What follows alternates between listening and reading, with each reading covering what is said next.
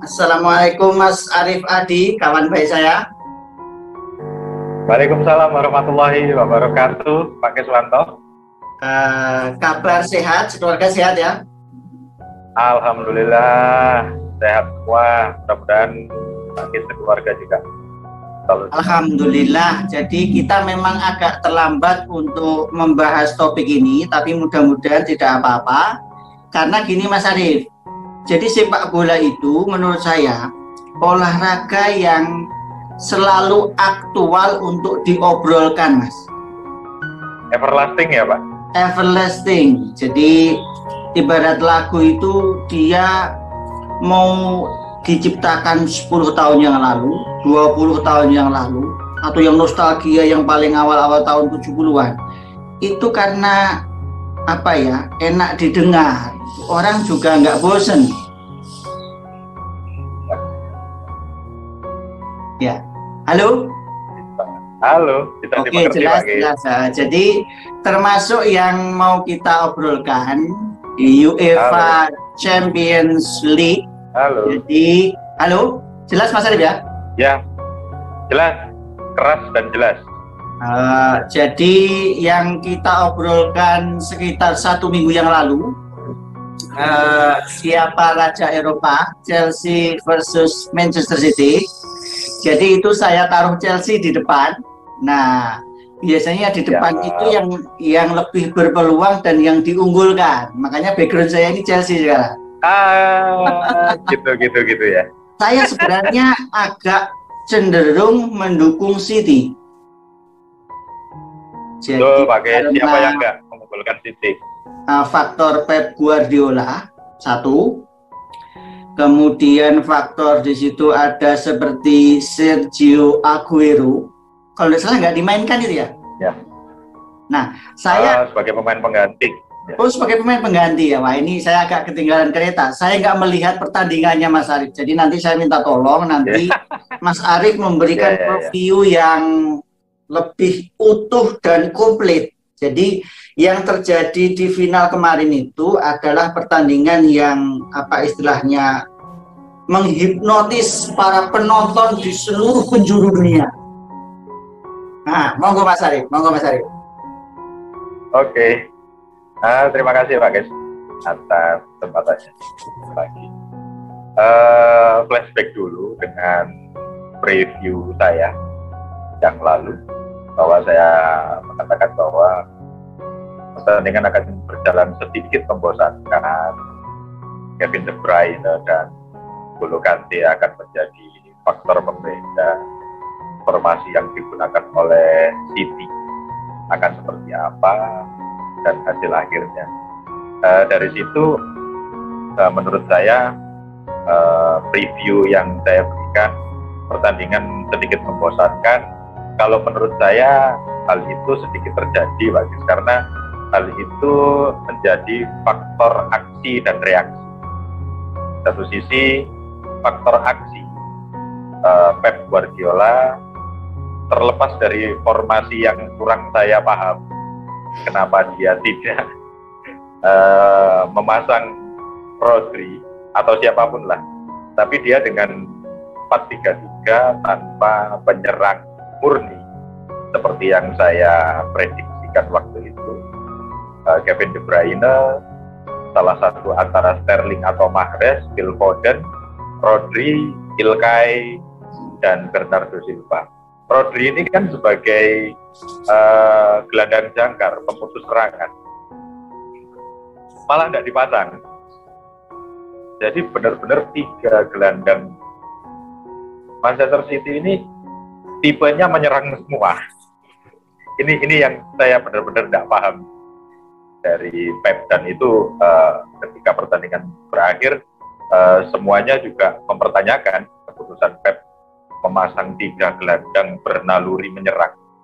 Itu dipertanyakan. Faktor aksi dan reaksi menurut saya dengan memasang 3 gelandang dengan naluri menyerang, pastinya City ingin unggul secepat mungkin. Faktor reaksi dari Chelsea, dari Thomas Tuchel, dia saya bilang kan sedikit pragmatis walaupun tidak sepragmatis Jose Mourinho.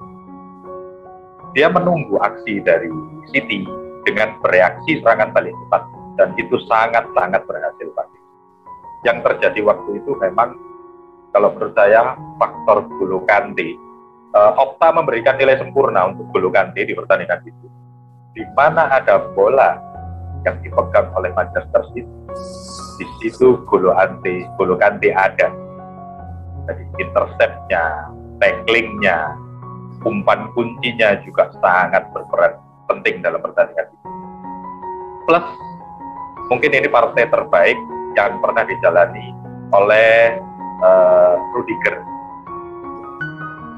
bersama Chelsea. Benar-benar menjadi tembok yang susah ditembus oleh City, sampai-sampai Mendy seolah-olah tidak pernah memegang bola. Jadi boleh City menguasai jalannya pertandingan, tapi untuk menembus dua tembok ini, Kante dan Rudiger, mereka sangat kesulitan. Apalagi faktor reaksi dari Chelsea dengan menempatkan pemain-pemain berkarakter cepat di depan.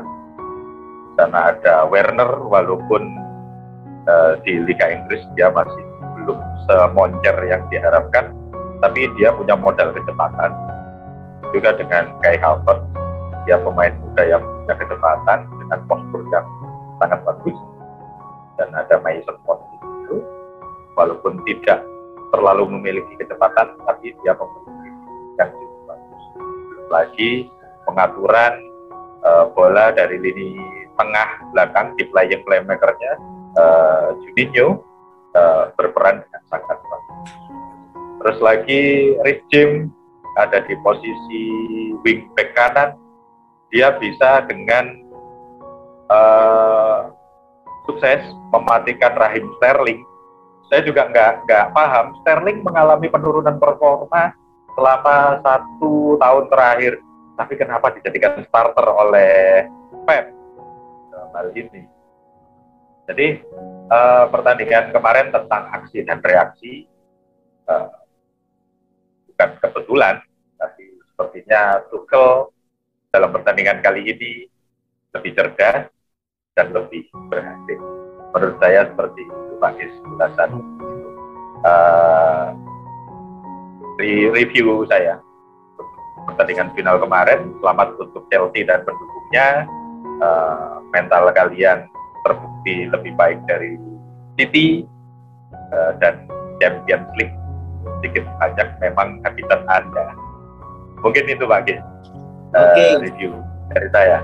Oke Mas Arif, jadi topik kita kali ini, kalau minggu yang lalu itu adalah siapa Raja Eropa, Chelsea versus Manchester City. Nah sekarang ini kan selamat Chelsea sang Raja Eropa. Jadi kita memberikan selamat kepada Chelsea ya, apapun situasinya kemarin. Bisa jadi juga pendukung Manchester City ini banyak yang bersedih di seluruh penjuru dunia ya. Jadi pastinya kita ingat gini Mas Arif. Jadi setiap pertandingan puncak atau semifinal semifinal ke puncak itu ya. Apalagi kalau penontonnya itu kaum hawa. Jadi kita kan kadang melihat di tribun penonton di stadion ya. Saya menyaksikan dulu, ini kita flashback aja. Ini kita yang agak ringan flashback ya.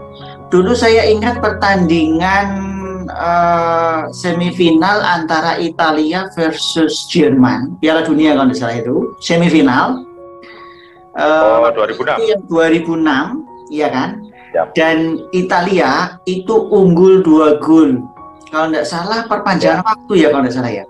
Perpanjangan waktu, jadi gol yang penentunya dari Del Piero.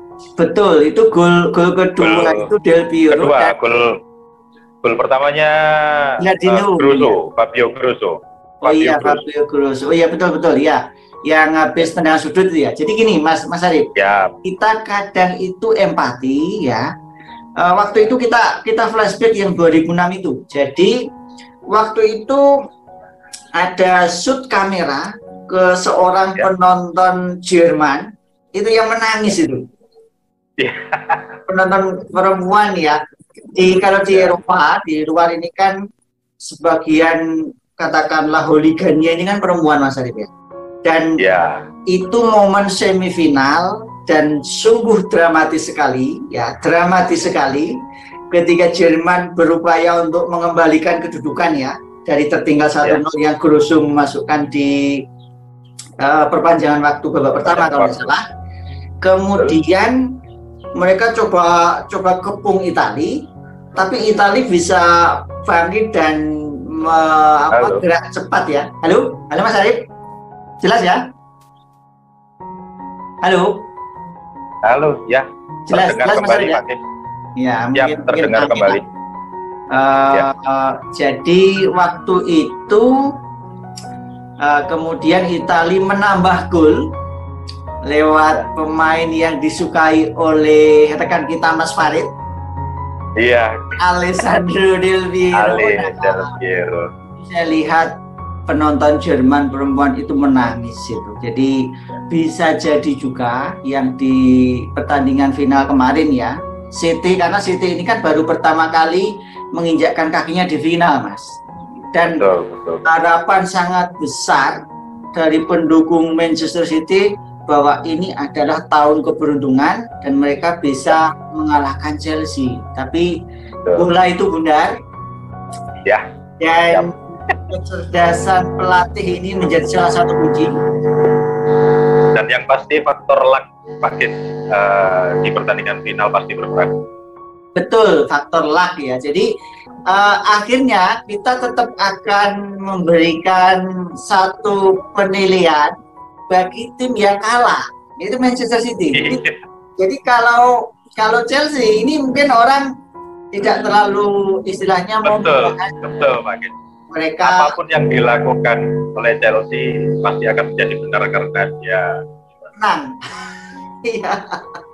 Oke, Mas Arif, kita agak flashback lagi lah. Jadi menurut jenengan dari sekian final Liga Champions Eropa yang pernah sampean lihat, dari semua final ya, yang merupakan final yang apa ya, heboh, yang begitu memiliki daya tarik dan daya pikat, itu final yang mana? Apakah final yang kemarin Chelsea City kemarin, atau mungkin waktu jenengan Liverpool juara waktu mengalahkan AC Milan yang dulunya tertinggal 3-0 dikembalikan 3-3 dan akhirnya unggul lewat penalti. Ayo Mas Arif, mau Mas Arif. Halo. Ya, halo. Ya, tersambung lagi Pak. Oke, lanjut monggo. Kalau menurut saya betul seperti yang panjenengan bahwa menurut saya terlepas dari saya seorang pendukung, final Istanbul 2005 adalah final champion terbaik yang saya tonton pagi. Dan itu juga diakui oleh pendukung Milan sekalipun. Begitu ya? Walaupun tidak semua, tapi saya banyak berteman dengan mereka menganggap final adalah final paling keras adrenalin,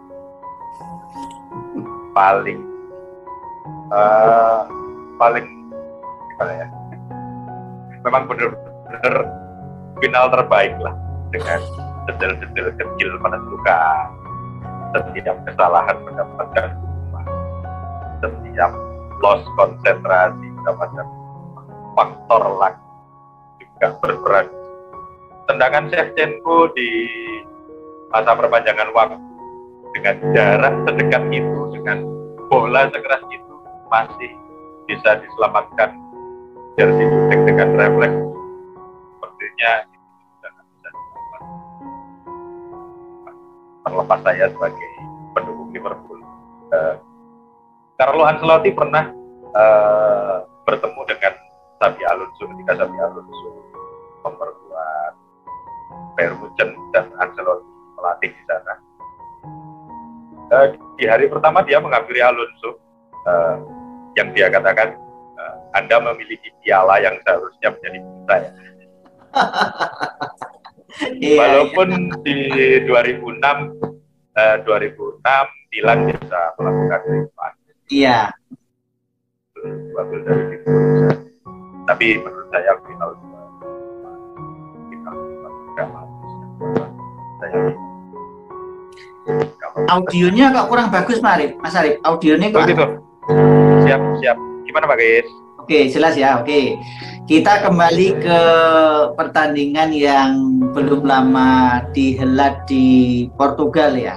Chelsea versus Manchester City. Kemudian Chelsea di menit ke-42, kalau tidak salah ya, di menit ke-42 berhasil memasukkan gol, dan itu menjadi satu-satunya gol di pertandingan final itu. Dan akhirnya Chelsea menjadi tim yang kedua kalinya mengangkat piala Liga Champions Eropa, dan kita memberikan selamat untuk Chelsea. Nah, kira-kira untuk Manchester City ya, khusus untuk Manchester City, Mas Arif, kita bahas yang Manchester City. Siap. Untuk musim yang akan datang, untuk menarik. Yang akan datang, ya ini kita mulai meninggalkan finalnya. Apakah Pep Guardiola itu akan melakukan perubahan yang signifikan atau tidak kira-kira dengan mereka masih memiliki pemain-pemain yang nilainya juga tidak kecil ya, menjadi salah satu klub yang kira-kira nilai jual pemainnya itu kalau tidak salah yang tertinggi di Liga Inggris, kalau tidak salah. Gimana Mas Arif? Betul, salah satu di dunia, nilai value player, salah satu value player termahal di dunia memang ada di squad Manchester. Kalau menurut saya untuk musim depan itu sudah menjadi sesuatu yang absolut, Pak Gis. Menurut saya City pasti bukan, pasti akan berbenah lebih baik lagi, terutama di lini penyerangan. Mereka tidak mungkin akan terus melakukan formasi tanpa striker yang membuat mereka juara Liga Inggris tahun ini, karena itu memang formasi yang diberikan apabila tim-tim yang dihadapi adalah tim-tim yang punya sistem permainan seperti Chelsea, dengan sedikit pragmatis, serangan balik cepat, bertahan dengan sangat rapat, disiplin. City akan kesulitan, dan mereka memang membutuhkan goal getter yang lebih membunuh. Dari Kapsus Aguero sudah pasti dilepaskan, Pak. Aguero untuk tahun depan akan bermain di Barcelona. Ya, menandatangani kontrak sampai. Kabar santer yang terdengar, City berambisi mendatangkan goal getter utama Inggris Harry Kane dengan menawarkan Gabriel Jesus sebagai alat barter. Malah yang saya baca di salah satu kolom berita olahraga di luar negeri, malah City berani menawarkan Gabriel Jesus dan Raheem Sterling sebagai trade untuk Harry Kane. Pertimbangannya mungkin Gabriel Jesus sudah tidak bisa ditumpu sebagai penyerang utama. Sterling mengalami penurunan performa 1 tahun terakhir. Kalau menurut saya lebih dari 50% Harry Kane akan mendarat di City. Prediksi saya, karena satu, City mempunyai daya tarik prestasi, ambisi, juga faktor money yang jelas. Dan Harry Kane sendiri juga dia lebih memilih untuk pindah ke tim yang tetap berlaga di Liga Inggris. Walaupun pemilik Spurs, Daniel Levy, sebenarnya lebih struck untuk menjual Harry Kane ke Spanyol, karena satu, pastinya kehilangan Harry Kane akan mereduksi 30% sampai 40% kekuatan mereka, dan apabila dia pindah tetap di Liga Inggris akan memperkuat tim lawan. Lewi sebenarnya lebih memilih untuk menjual Kane ke Barca atau Madrid, tapi Harry Kane ingin tetap di Inggris. Tim yang berpotensi mendapatkan Kane menurut saya. Oke, Mas Arif. Jadi tentu Manchester City akan berpikir lebih keras, ya, berpikir lebih keras untuk mendapatkan beberapa pemain kunci. Ya, kan jenengan tadi Harry Kane ya, pemain jangkung yang tentu sangat unggul di bola-bola atas. Ya. Kalau tidak salah seperti itu. Nah, komplit. Kalau menurut saya komplit dari Kane itu, striker yang komplit. Oke. Nah, kemudian gini Mas Arif, kita agak jumping bahwa nanti di 2021 ini itu akan dihelat Piala Eropa. Ya, Euro. Piala Eropa. Nah, bisa jadi ini biasanya begini, piala turnamen itu jadi ajang pelatih untuk yang memantau. Nah, kemudian siapa yang bersinar. Nah, klub-klub besar Chelsea atau Manchester City atau MU dan sebagainya itu akan melirik mereka. Nah, begitu juga yang final kemarin ya, final puncak Chelsea Manchester City itu. Kira-kira pemain-pemain yang sebagian tentu nanti main di timnas Inggris ya. Nah, sekarang saya tanya, gimana peluang timnas Inggris? Karena Chelsea Manchester City sudah berada di puncak Liga Champions. Mestinya ini memberikan tambahan moral buat timnas Inggris ya. Yang kalau tidak salah sudah agak lama nggak merengkuh piala. Baik Eropa maupun Piala Dunia ya. Apakah ini akan menjadi kesempatan yang besar? Jadi timnas Inggris nanti akan ya peluangnya lebih besar lah gitu. Kira-kira gimana? Ya Pak Gis, final kemarin yang All English final pastinya akan memberikan kepercayaan timnas Inggris yang akan tadi berdasarkan data terakhir yang saya baca, Gareth Southgate sudah mengumumkan 26 pemain final untuk ajang tersebut. Saya kurang tahu nantinya tetap 26 atau direduksi lagi menjadi 20. Tapi dari daftar tersebut memang tidak ada kejutan pemain-pemain yang dipanggil Euro, dan pemain-pemain domestik dari dua tim yang tampil di final ini akan mendominasi skuad timnas Inggris. Saya sebutkan mungkin Chelsea, Chilwell masuk, Chris James masuk, Mason Mount masuk, Manchester City malah sedikit mendominasi timnas Inggris bagi di sana ada John Stones, Walker, di sana ada Phil Foden, di sana ada Raheem Sterling,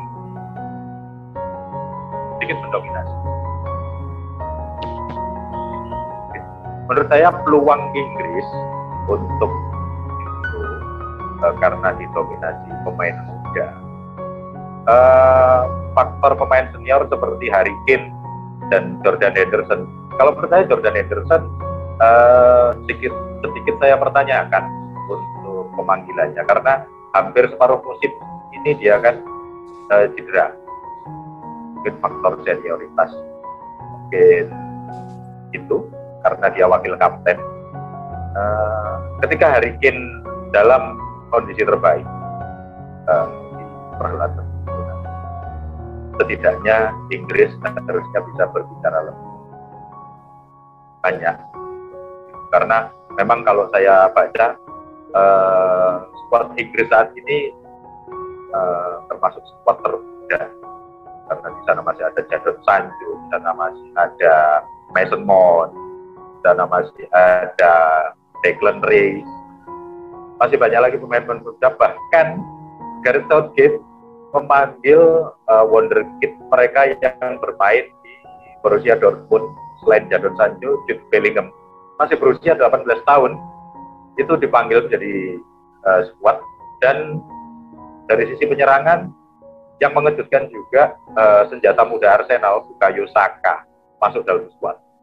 Jadi sangat muda, sangat energik pastinya, tapi faktor pengalaman mungkin akan dipikul oleh Harry Maguire dan Harry Kane. Peluang tetap ada untuk mencapai prestasi terbaik mereka akhir-akhir ini di final Piala Dunia kemarin ya Mas. Tapi untuk menjadi juara sepertinya belum. Masih ada tim-tim yang lebih matang seperti Prancis, mungkin Italia.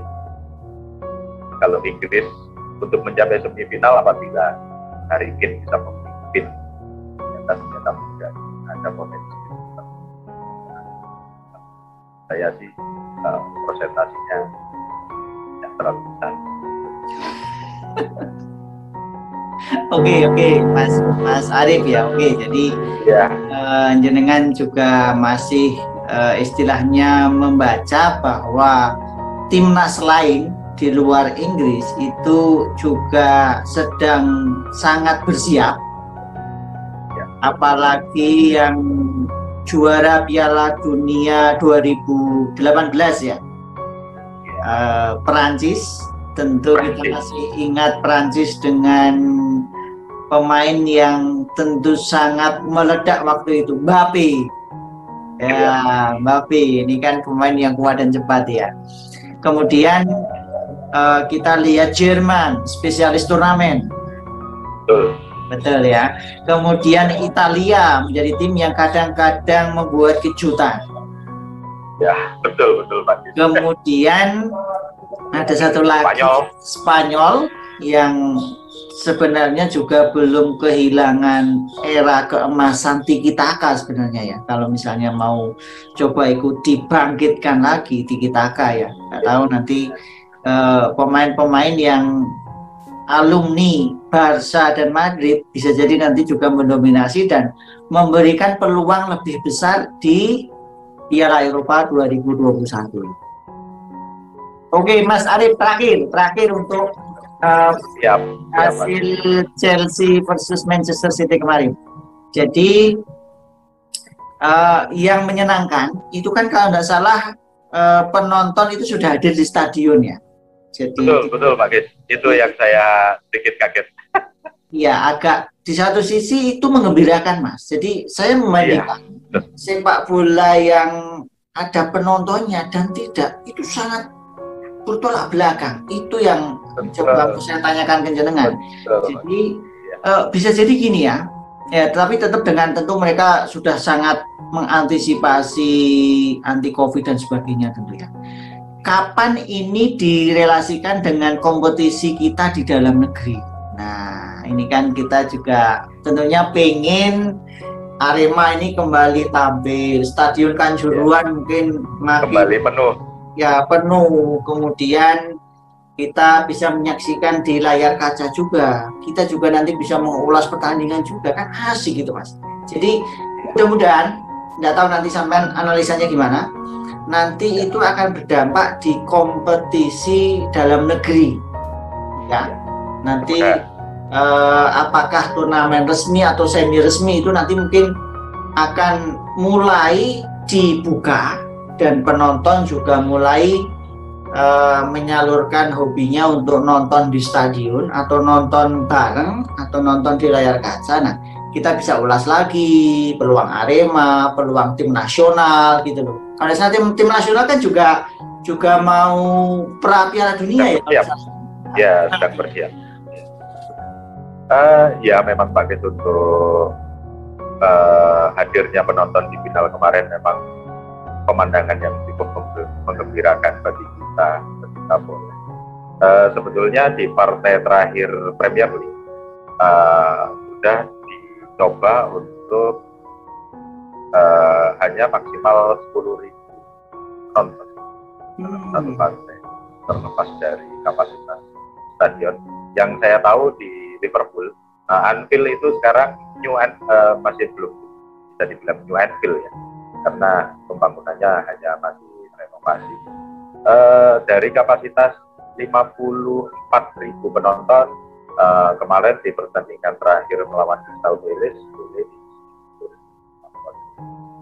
dan final kemarin juga dihadiri banyak penonton. Ini pemandangan yang cukup. Kalau menurut saya, apabila kita korelasikan dengan kondisi di dalam negeri, sebenarnya pemerintah juga sudah memberikan sedikit kelonggaran. Contohnya polisi sudah, pihak Polri sudah memberikan izin kalau tidak salah Pak untuk Piala Gubernur ya, atau apa itu, salah satu turnamen di dalam negeri, dan hal itu nanti akan dijadikan tolak ukur pemberian izin 31 dan 32. Kita juga tidak bisa saja mengabaikan program pemerintah tentang protokol kesehatan. Kita harus dukung itu. Saya karena di luar negeri masyarakatnya sudah memiliki kesadaran yang cukup tinggi tentang protokol kesehatan. Jadi secara bertahap mungkin izin penonton kembali ke stadion sedikit bisa dilakukan. Kalau di dalam negeri mungkin faktor kesadaran dari kita sebagai penikmat yang biasa datang ke stadion akan menjadi pemerintah dalam hal ini Polri ke stadion maupun tergantung kita sih sebenarnya apabila kita memang bisa menerapkan program pemerintah protokol kesehatan kita dengan baik, santun dalam mendukung tim kesayangan kita, tidak sampai ada kejar-kejaran dengan sampai supporter atau apapun, itu kan yang sering terjadi selama ini makin ya, kesadaran untuk tertib di stadion maupun di luar stadion, mungkin itu yang nantinya akan menjadi kita akan bisa menikmati tayangan-tayangan sepak bola di stadion, walaupun kita masih belum tahu kapan vaksinnya akan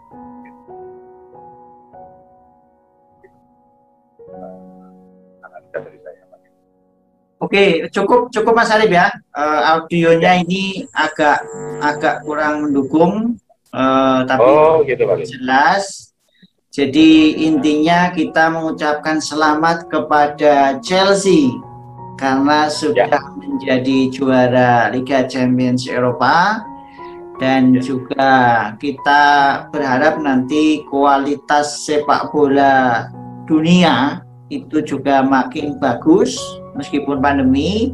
Penonton juga sudah mulai hadir di stadion, dan itu berdampak kepada dalam negeri ya, kompetisi dalam negeri ya, kompetisi reguler dan juga tim nasional. Jadi nanti kita bisa insya Allah mengulas entah itu Arema, entah itu tim nasional yang kalau tidak salah akan berlaga di pra Piala Dunia kalau tidak salah Mas Arif ya. Ya. Kemudian juga event Piala Eropa. Ya, ini kan juga tentu akan menghadirkan pertandingan-pertandingan yang luar biasa, dan tentu Piala Dunia di Qatar 2022.